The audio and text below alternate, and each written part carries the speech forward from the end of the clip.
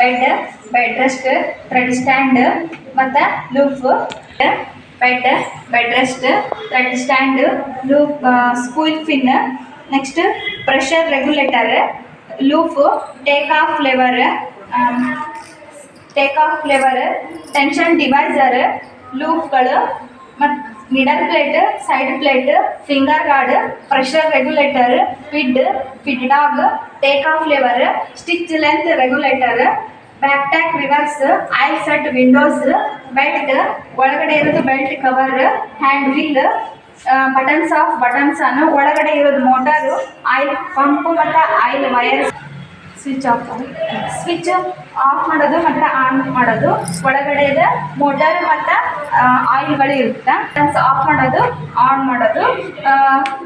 ಒಳಗಡೆ ಆಯಿಲ್ ಇರುತ್ತೆ ಮತ್ತು ಕೆಳಗಡೆ ಮೋಟರ್ ಇರುತ್ತೆ ಆಯಿಲ್ ಪಂಪ್ಸ್ಗಳು ಇರ್ತವೆ ಮತ್ತು ನೀ lift hand lift food pedal